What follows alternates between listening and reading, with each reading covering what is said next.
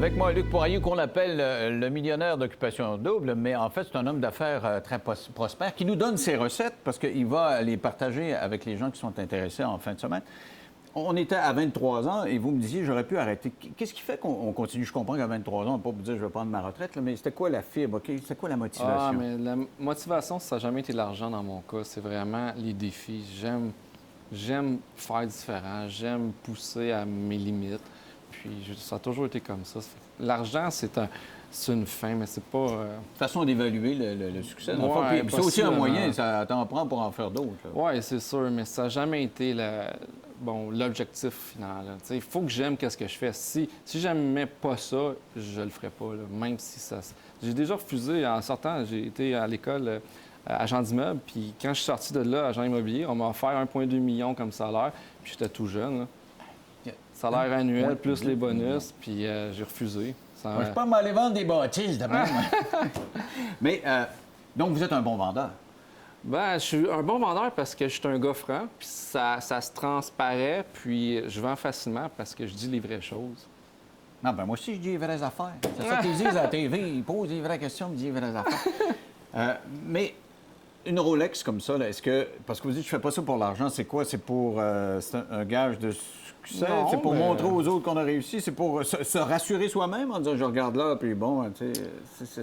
Non, parce que... C'est pas ça, c'est pas la Rolex non, comme telle, mais c'est l'auto. Quelle sorte d'auto vous avez? J'en ai plusieurs.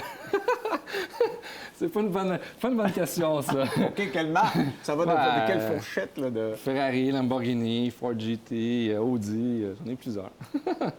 Elle va te lâcher ça à la TV, moi, là. Non, mais...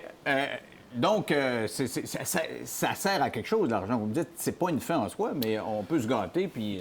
En fait, la plus belle option de l'argent, c'est que la liberté. C'est que, exemple, en sortant d'occupation double, j'ai été capable de prendre 5 mois. Mais avoir une job, avoir des paiements, des dettes, etc., j'aurais pas été capable de faire ça. Fait que moi, pour moi, la plus belle affaire au niveau de l'argent, c'est vraiment l'opportunité d'avoir ma liberté. C'est une question de liberté. OK, mais avoir plusieurs autos puis des belles marques, c'est le fun, par exemple. Tu dis... Ouais, moi j'aime les voitures. J'aurais pu aimer autre chose, mais mon hobby, c'est les voitures. C'est pour ça que j'ai plusieurs voitures. C'est pour ça que quand je disais ça votre coûte question... plus cher, c'est ça. Ouais. OK. Moi, mon hobby, c'est CD, alors pas être millionnaire. Dites-moi, vous avez participé, après, à 23 ans, à différents projets. Vous êtes embarqué dans des gros développements. C'était pour faire de l'argent, ça, ou c'était juste encore le C'est trip sûr de dire... qu'il faut faire de l'argent chose si on veut continuer à grossir et tout, mais c'est certain que le défi de faire différent, de changer les choses, ça m'interpelle beaucoup plus que juste l'argent. Aujourd'hui, je pourrais arrêter de travailler, puis je continue à travailler parce que j'aime ça, et non parce que je veux faire plus d'argent. Donc, à 23 ans, là, quel gros projet vous avez embrassé à partir de ce moment-là? Là? Bien, j'ai fait beaucoup de flips, donc acheter des terrains, les revendre. Là, je commence à faire de la construction. Donc, j'ai fait Saint-Lambert-sur-le-Golfe. Les condos qui ont été, le condo qui a été donné au couple gagnant de cette année, c'est sur mon projet à Saint-Lambert. Occupation double? Oui, absolument. C'était sur mon projet. Ah, donc, c'est un gros projet, ça, Non, bien aménagé? C'est un projet de 20 millions. C'est à Saint-Lambert, c'est sur le Golfe. Puis, on a presque tous vendu. On livre en juillet. Puis là, je suis en train de finaliser un gros projet de 1000 unités qui s'en vient bientôt. Dans le même coin? Je peux pas le dire encore. Okay. Ça devrait être finalisé dans 2 semaines. Donc, ça vaut combien, celui-là? 1000 unités, 250 millions à peu près. Bon, on commence à être dans les ligues majeures. Mais qu'est-ce que vous faites, là, pour développer ça? C'est vous-même, vous engagez des contracteurs, vous achetez des terrains. C'est quoi votre job, là? Ah, écoutez, je fais un peu tout. Je suis promoteur, constructeur, développeur. Je m'occupe de A à Z. Je suis très polyvalent. Mais je m'entoure des bonnes personnes. Hein. Le succès d'une personne, c'est de bien s'entourer. Comme Richard Branson, qui a monté des empires, il y a comme 200 compagnies, mais il peut pas être one-man show. À un moment donné, il faut qu'il s'entoure des bonnes personnes. C'est la même chose pour moi. Là. Avez-vous un bras droit? Là? Non, je vous n'avez pas encore... Mais ça va vous en prendre un? Oui, absolument. Absolument. Donc, vous avez pris ça où, ces connaissances-là? Parce qu'il faut connaître un peu la construction, il faut connaître un peu, je sais pas, le droit, il faut connaître un certain nombre de choses. Comme je vous dis, on ne peut pas tout connaître. Donc, c'est s'entourer des bonnes personnes. Présentement, j'ai un gars qui a fait de la construction amplement. Il a fait 3 000 à 4 000 unités de condo qui est avec moi. Il est spécialisé dans les tours, puis ça va super bien. Là. On fait une belle équipe. Donc, on va continuer. Je voulais faire ce projet-là avec lui pour voir comment ça allait. Ça va bien. Puis là, je pars un projet de 1000 unités. Dans 2-3 semaines, ça devrait être réglé. Et est-ce que vous allez dans le détail des choses? Quand on arrive avec les plans, on dit tel condo, là, ça va dessiner. Vous allez dans le détail des choses? Puis la finition, ça me prendrait tel type de tuile? Je dessine mes plans, j'amène ça à l'architecte qui reproduit qu'est-ce que je veux faire sur ces terrains-là. Puis je vais même dans toute la décoration, c'est tout moi qui fait ça. J'adore faire ça. Mais vous me parliez tantôt de milliardaires. Il vient un temps où on ne peut pas s'occuper de ce genre de détails-là. Non, mais c'est pour ça qu'à un moment donné, je veux pas grossir. Je veux faire qu'est-ce que j'aime. Puis j'ai pas besoin d'avoir une compagnie de 250 employés, ça m'intéresse pas. Alors, comment vous allez décider où vous arrêtez? Parce que c'est un peu difficile, ça, non? Bien, je vais d'après les projets. Je peux être 6 mois sans avoir le projet. Quand j'ai vendu ma compagnie d'informatique, j'ai été 2 ans. J'ai fait plein de voyages, j'ai ralenti, relaxé.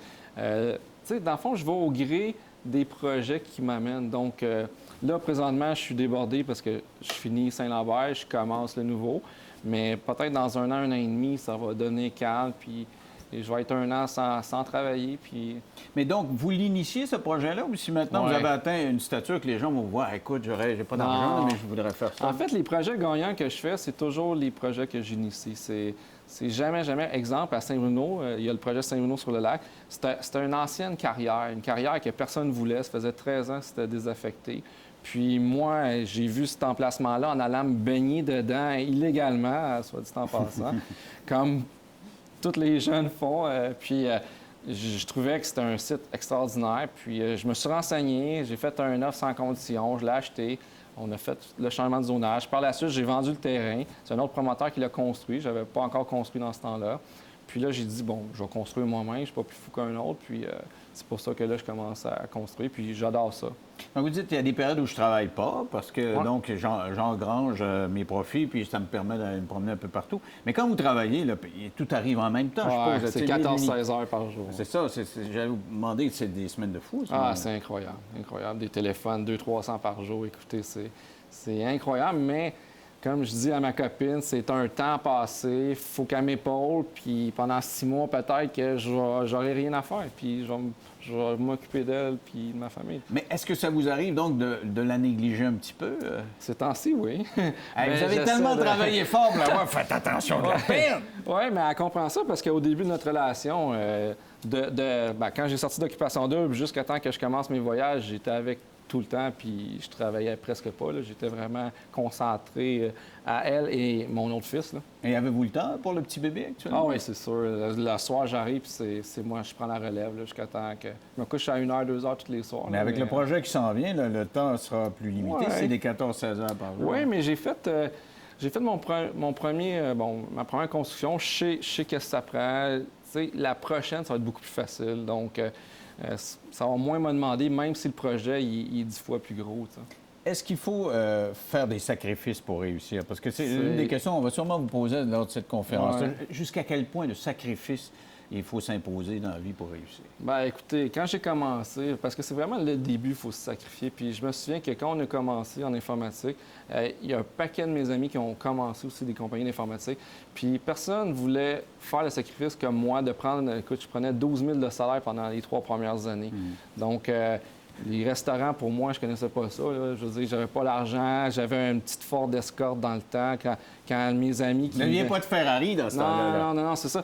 Puis, écoute, j'ai coupé partout, puis j'ai fait ce qu'il y avait à faire, puis ça a donné ce que ça a donné. Mais si on n'est pas prêt à faire des sacrifices, on ne fera jamais beaucoup d'argent parce que c'est au début qu'il faut vraiment tout faire pour que ça fonctionne. Une fois que les dettes sont remboursées et tout ça, tu sais, un homme libre, c'est un homme qui n'a pas de dette. Ah, ça, c'est ce que mon grand-père disait. Exactement. Ouais. On parle du jeune Luc Poirier. Si vous voulez, on va se joindre à nous. Sylvain Saint-Martin, qui organise cette journée-là, le 13 mars à Pointe-Claire. Bonsoir. Bonsoir. Ça fait longtemps que vous le connaissez? Ça fait plusieurs années, oui. Alors, donc, il a toujours été comme ça? Ou... Bien, c'est un gars qui est joyeux. C'est comme je dis, c'est le millionnaire d'à côté. Tu sais, on dit souvent le girl next door, mais moi, c'est le millionnaire next door. Parce que je trouve qu'il est naturel, c'est un vrai. Tu sais, il y en a là, qui aiment péter de la broue, qui aiment qui aime montrer. Lui, il jette une Rolex, mais avoue, c'est beau, là. Je veux dire, si t'avais... J'ai pas trop vu, si tu valais une coupe de millions, là, tu dans t'achètes le peut-être fond. plus des montres à 150 tu sais. Je vais me mettre une montre de 2015. OK. Juste le feeling de ça, c'est la pesant. pesance, Ça, on dirait que Hey, c'est... tabarouette, c'est pesant. Ah ça. oui, c'est pas le même Attends. feeling du tout, là. Comment ça se ferme, ça? Faut pas oublier que l'être humain est un être de feeling. Il va selon ses feelings. Il se dirige vers où qui est appelé. Puis Luc, ben, c'était son appel. Il est quelle heure, là? Puis je veux rappeler que Luc aide beaucoup de monde aussi. Je veux Ouais. dire, il est dans des fondations, son argent, il a fait profiter à d'autres. Moi, j'ai lu que vous étiez responsable du financement de l'association de M. Boisvenu. Oui, absolument. Je suis le président de la campagne de financement. Puis je suis aussi je suis dans le conseil d'administration du Centre Normand Léveillé, ancien joueur des Bruins Les Bruins de de Boston, ouais, qui avaient été paralysés là, Ouais. après une mise en échec. c'est Puis ça? l'année passée, j'ai travaillé un peu pour Charles Bruno. J'ai monté des montagnes, donc Kilimanjaro pour eux autres. Avec Pierre Bruno? Oui. J'ai été aussi à l'Everest pour... on montait le drapeau du 100e anniversaire au sommet du Mont Everest. Fait que j'ai été là tout de suite après le Kilimanjaro.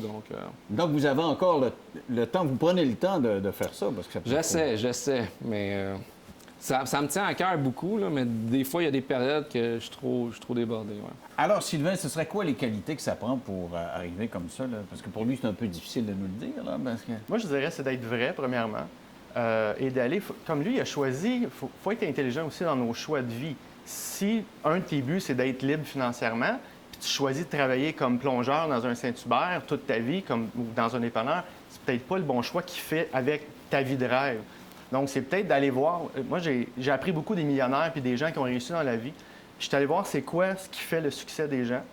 C'est pour ça qu'aujourd'hui, j'ai réussi beaucoup mieux qu'avant. Moi aussi, j'ai des histoires comme lui, le fun et tout. Puis, Mais j'ai est-ce que appris vous êtes des en autres, affaires là. vous-même, là? Oui, je fais des conférences depuis. J'ai changeonlequebec.com. J'ai fait venir Le Secret en 2006.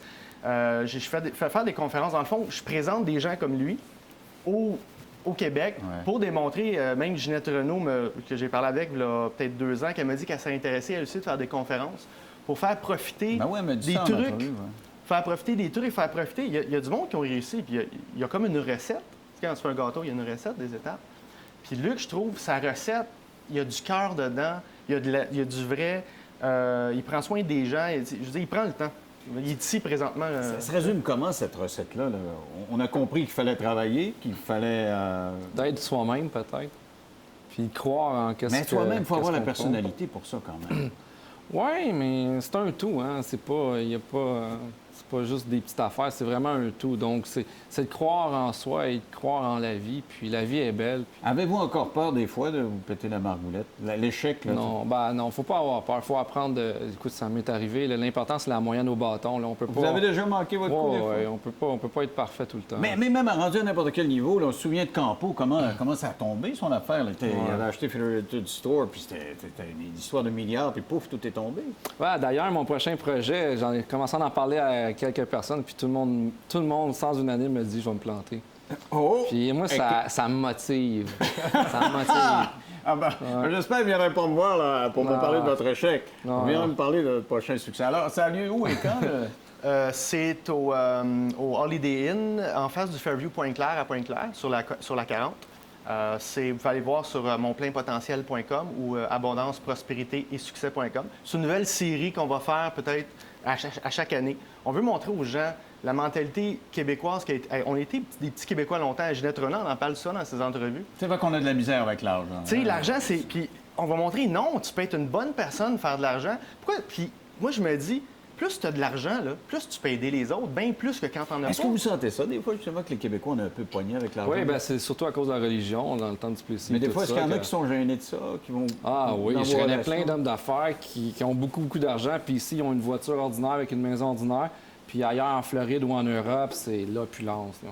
À cause de notre culture. Oui, mais tranquillement, ça change, mais on n'est pas encore rendu là. Ben, merci beaucoup, ça a été Merci, fort Vic. intéressant. Merci beaucoup, bonne chance pour samedi. Merci beaucoup. Regarde, tiens, je vais vous passer ce montre-là, puis je vais garder celle-là, moi. Faisais une location à 500 par semaine.